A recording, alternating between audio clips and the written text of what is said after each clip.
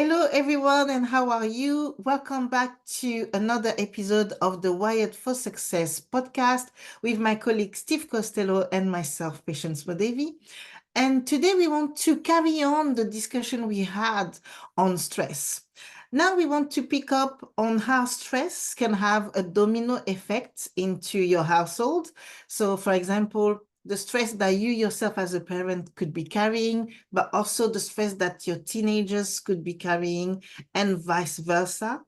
Talking about how each of everyone's stress can I would say elevate and become more than just stress really quickly if it's not managed properly, and how you can pick up on things, but also give you some practical ways that you can incorporate in your daily life so that you can avoid things going left. If we can say that, left. Things going left, or which left is on your screen. Left.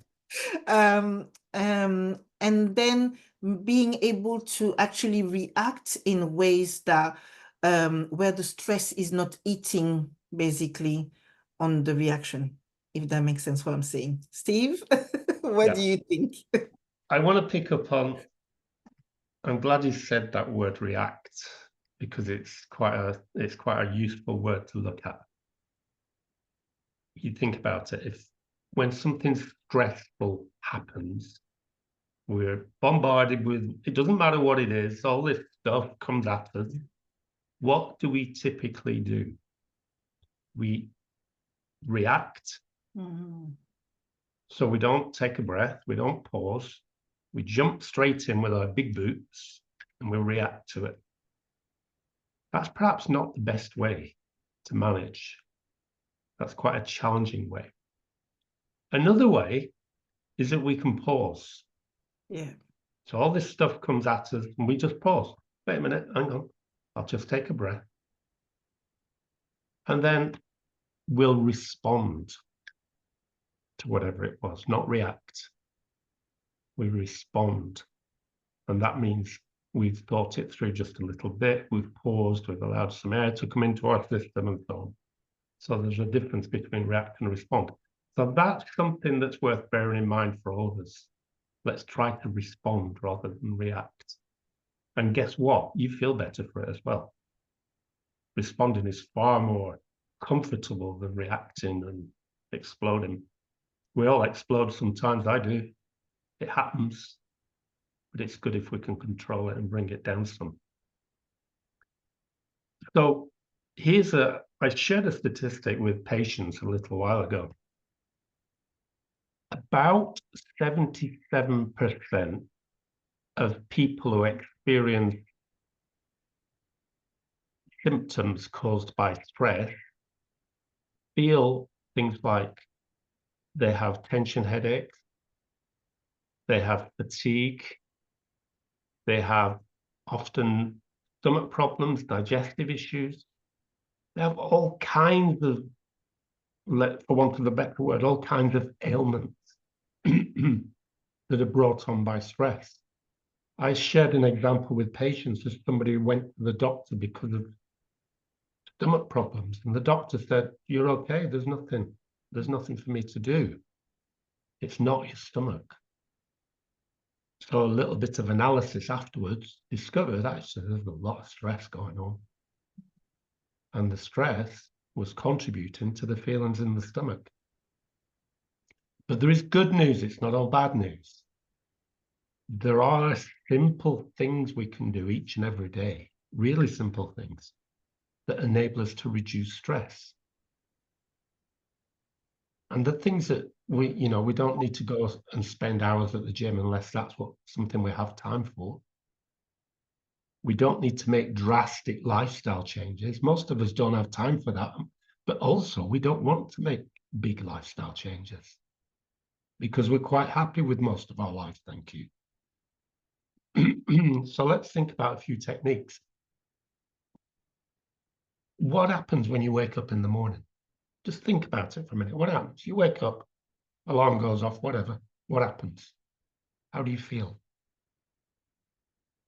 Do you think about the long to-do list that you've got for that day? Do you reach for the notepads that you keep by the bed? I used to do that. I used to have a notepad so that if I woke up in the night, I could write down whatever came to mind.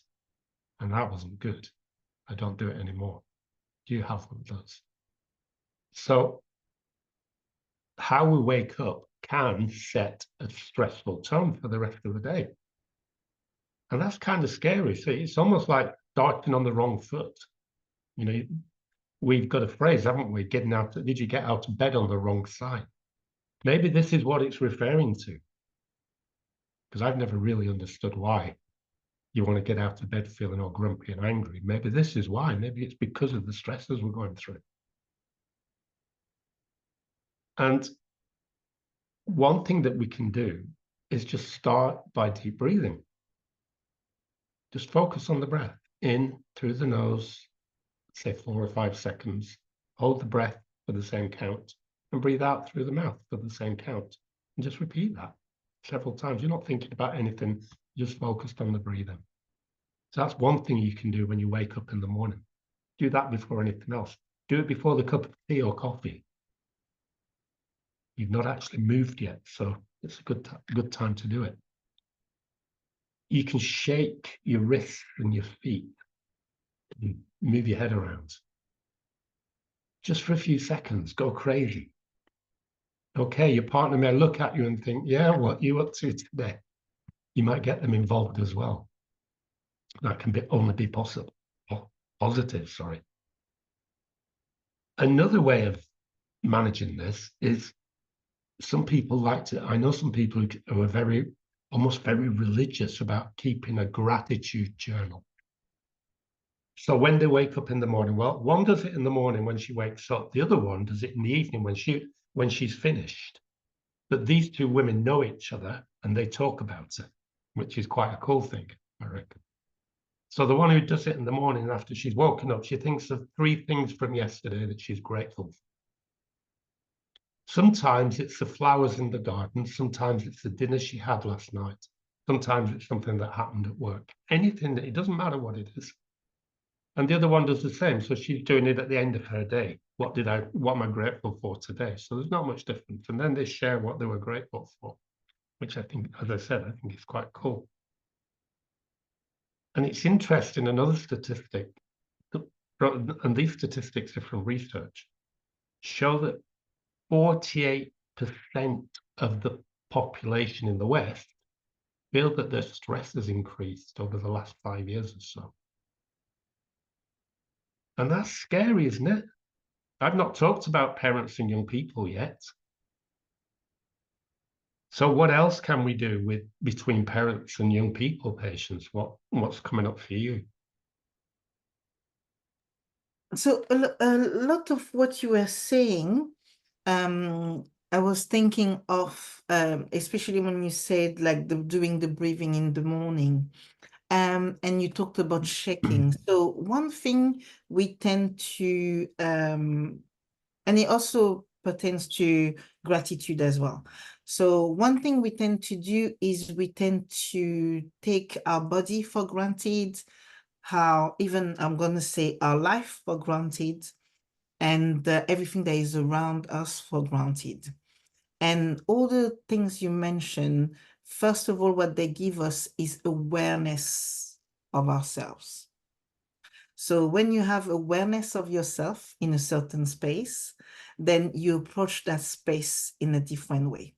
So for example, like the gratitudes, whether it's in the morning or in the evening, it kind of, I think it feels like, I don't want to go into things that to woo or anything like that, but I feel like it gives you purpose. Oh, I'm here for this. This is my role here. So because this is my role, when I'm being more aware of myself in this space, I'm then able to have a better role and manage my role in a better way so that it impacts others around me in a better way. So if we were to get the example of what Steve was talking about before with like, when you react and instead of responding, So something happens in the morning whilst everybody is getting ready, and you start shouting at your kids. And it's really easy. I'm going to give you some example. My son puts his clothes everywhere, and this drives me crazy. So I can go behind him and always pick it up. But then what am I doing? I'm creating an environment where he thinks that's the norm, and then he keeps on doing it. So I have to keep prompting him. Your clothes are on the floor. Why is this on the floor? Can you move this? Can you move that? And as much as I feel okay to do this, when I'm myself really stressed, I feel like I'm gonna scream and I'm gonna shout, and maybe I'm gonna do some throwing of some clothes as well, which is not what we want to do. So coming back to what I was saying, so you want to create that environment for yourself, that awareness for yourself, so that you're able to move in that way. So one thing that also helps, that I could give as an example that could help, is visualization. So if you were to do visualization, even in the evening, as you go to sleep, you're like, okay, this was my day. I've processed that. So you've done your gratitude journal. And now you're thinking, okay, I'm going to bed and I'm thinking of tomorrow and what's going to happen tomorrow. And you have that process in your head of how tomorrow's going to be. You go to sleep. So you've already kind of like pre-programmed yourself or pre-programmed your brain to go like, oh, when she wakes up, she's going to do this and that and that. So when things are happening, you've already kind of done the visualization of like how you want things to go. So you kind of like, in a way, I heard recently someone saying that the brain is, you have to kind of like do the gym of the brain basically, and train your brain to react in the way that you want it to react. So if you've already told your brain, listen, brain, tomorrow's gonna be like this, like that, even though things happen and challenges happen, your body has already got, it already got the kind of like manual to say, oh, this is how you should kind of like work this. So that also is a way of lessening, you know, the events that can happen. And I feel like this is something you can also teach your teenagers to do in a really small way, because what does that help? What does stress mean for teenagers? Stress because I don't fit in, stress because school is too much for me, stress because anything, to be honest. I don't know an exact example, but anything that could give them stress. Imagine if they have this idea of like how I'm visualizing myself in the process of this. You can imagine already the effect of the stress going down for them. So yeah, I would say awareness is the main thing. And then obviously adding exercises like Steve explained, but also I think visualization is a great exercise to kind of train your mind, and then, you know, be able to do other things. And there was one more thing, yeah. In terms of movement, there was one more thing. So before you get out of bed, you can stretch your body. And by stretching your body in bed, what happens is that, again, you're allowing your body to say, "Ooh, I'm waking up. This is a new day.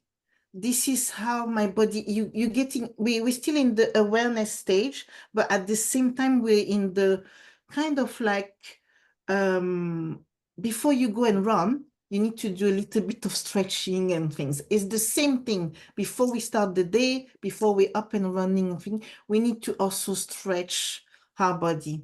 And by allowing you to do that, as soon as you get up, so Steve was talking about getting out, you know, when we get out of the bed on the wrong foot.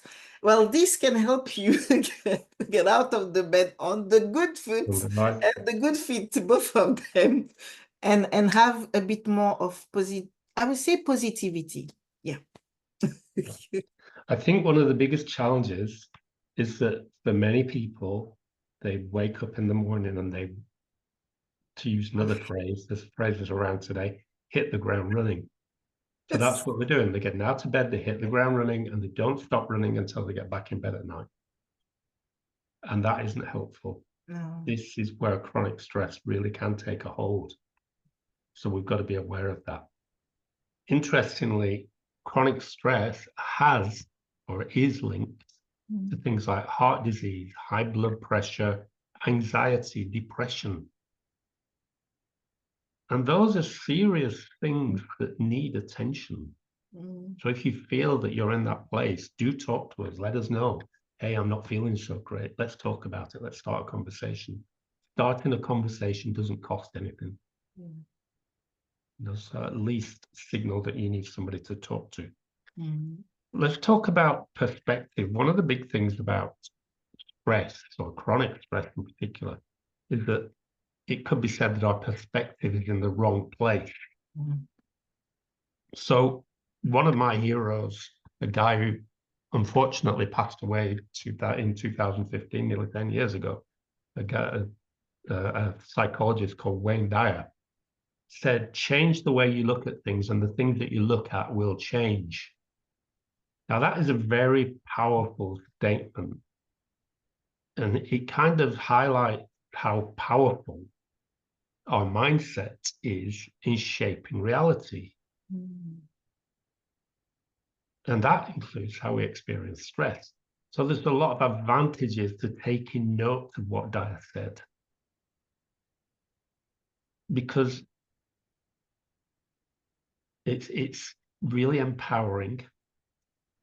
It enables us to reframe stressful situations. And I'm going to come back to this in a minute, because reframing stressful situations is a really powerful way of doing things. And that can be at work, it can be in relationships with our teams, it can be in a whole load of places. Simply personal challenges sometimes. And it helps us to reduce pressure. So if we can reduce the pressure that we feel, it gives us more space to breathe. It gives us more space to respond rather than react. So it can be a really, really good thing. It helps us to be more in control as well. So if we can change the way we look at things, we're in more control than if we can't change the way we look at things. But there are some downsides as well to what Dyer said. The statement, change the way you look at things and the things that you look at will change, sounds a little bit simplistic. For some people, it triggers. It triggers in a bad way, because what they see inside of them is quite complicated. And it's not as simple as Dyer's statement implies. So we need to think about that. Changing the way we look at things doesn't move or change external challenges. They stay where they are because they're not ours, that somebody else is pushing them at us. So sometimes we do need external support. As I mentioned a few minutes ago, we need professional help sometimes. So how can we reframe what's going on in our world? What can we do to reframe? The way I do it with my clients, the way I do it also with myself, is by asking questions. What would make this different? So something happens. What can I do that would change this? What would make it different? Or if there's somebody you really think is a super cool person, it can be a close friend, husband, wife, doesn't matter who it is, what would they do? You do, yeah. And just think about it. You don't have to do exactly what they would do, but just have a think for a minute. Okay, what would they do? What would Richard Branson do if my company's failing? It isn't. But if it was, I could say, what would Richard Branson have done? Because we know he's highly successful. So it helps me to reframe my thinking. So what can you do when there's stress in your family? When you feel stressed, when your teens feel stressed, how can you reframe it? What can you do? What can you change? Mm. So what would you do, Patience? I I love the reframe, and I use it often with clients because I feel like they get, like you were saying, another perception of a certain scenario. You can also think of it as putting yourself in somebody else's shoes, in that sense. So, for example, if your teen is stressed, how do they feel? So, if you react in a way that is frantic, how do you think that makes them feel? You know, there's also that, and also, like, to be honest with you, if we were to come back to something really simple, your house is a safe haven. So if you start your day, or if you start your children's day, or your teen starts their day in a way that is really frantic, and then they go outside, and as we know, outside there's so many variables that come in, that could add more stress, if I say. And then they're coming back home, and you left them in the morning. So that stress from the morning, or that scenario that's happened in the morning, is not gone for you. This is still there, still fresh. And they come back in the in the evening, and you're still on this. And it keeps on going and going. What do you think that effect will be in, I don't know, in a day, in a week, in a month? And how would that help your child, your teenagers, for example? And I think what Steve is been saying, and what I feel we say with Wired for Success, is that you don't have to do it alone. But once you have the awareness, it is your job to go and get the resources so that you can manage things in that way. So, and I'm sorry to say it that way, but I feel like we need to put back the responsibility on it, the parents. And why I'm saying parents here is because your teenager is in a learning mode, where maybe you are still in a learning mode, but you're right here. So you keep learning and they keep learning, but you've got this gap where you've had some experiences. So it is for you to then go and say, you know what, I'm going to get someone who's going to come in and maybe mediate with us, or I'm going to get someone who's going to come in and help us to manage expectations, or to manage the way we'll deal with things. And this is where it's really important, I guess, for you as parent to get those resources. So not only yourself, you are living a better life, because who wants to keep being in a stress mode all the time? I don't think anyone wants that. But also you help your children develop skills really early on, so that when they get to their adulthood, they feel like, oh, you know what? I can deal with that. I can manage this. And if I can't, I can seek help. Yeah. There's too many good points there to respond today. We're going to be here all day if we do. It's Brilliant. I'm going to take it to something really simple. Yeah. And this is a question to everybody. How often do you take a break? I always ask my clients this question: how often do you take a break? And it still surprises me of the number of people who don't take breaks during the workday, or the number of people, perhaps more specifically, the number of people who think getting a coffee, cup of tea or whatever, coming back to the desk and carry on with work is taking a break. Or lunch break is, I've got a sandwich in my bag, I'll just open it at the desk and carry on working. That's not taking a break. That's kind of pushing food inside or drink, but it's not taking a break. We need to take a break. One of the things that a break does do is that it helps to reduce the stress hormones. So a few breaks a day is not going to stop you from working. It's not going to alter the productivity of the company you may work for.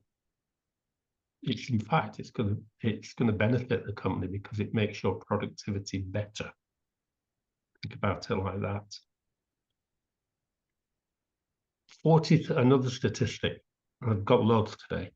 43% of adults report that stress affects their sleep. So stress is affecting our sleep. We're waking up in the morning on the wrong side of the bed. We've talked about that already this morning. And it becomes a vicious circle, doesn't it? This is how stress becomes chronic, because it builds up and builds up and builds up, and we're not dealing with it. Taking breaks helps. No, taking breaks does not fix stress, but they definitely help. And it helps us to feel more relaxed. My favorite break is going for a mountain bike ride for about an hour on a work day. And I feel so much better when I do that. I can go out feeling stressed, come back feeling de-stressed. I'm not saying go get on a mountain bike, but do that if you want. But there are a lot of things we can do, simple things. So we need to think about these simple little things because they'll make a difference. Yeah. Patience. Have you got anything else? No, I think what you said is really good. And obviously, taking a break looks different for different people.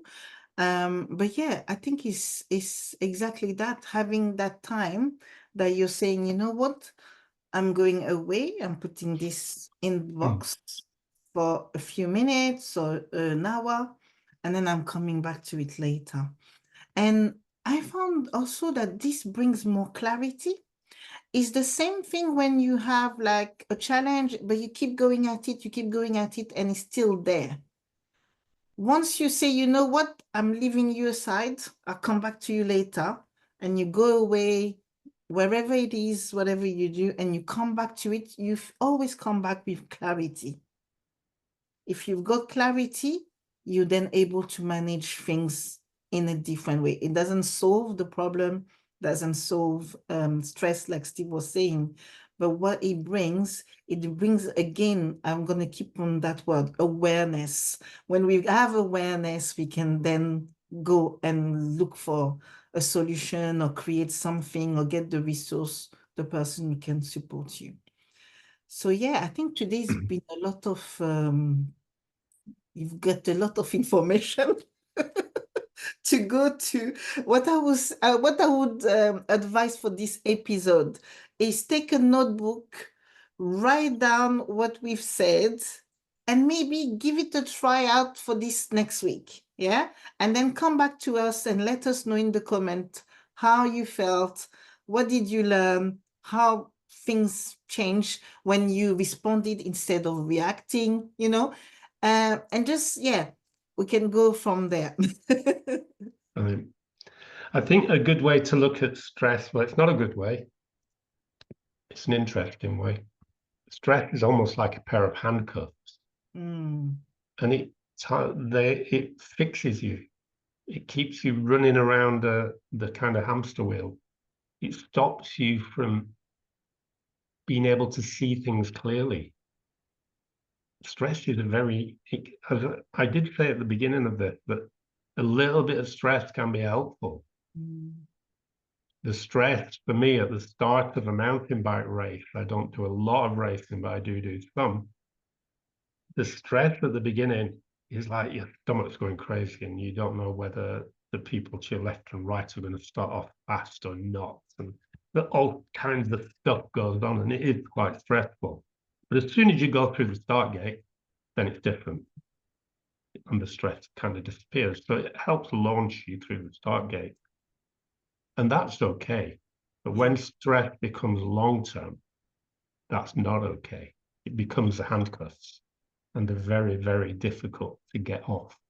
They're even difficult to see that they're there in the first place. They are, you can't move because of them. So we need to think about it. And as we said also today, this is about parents and teens.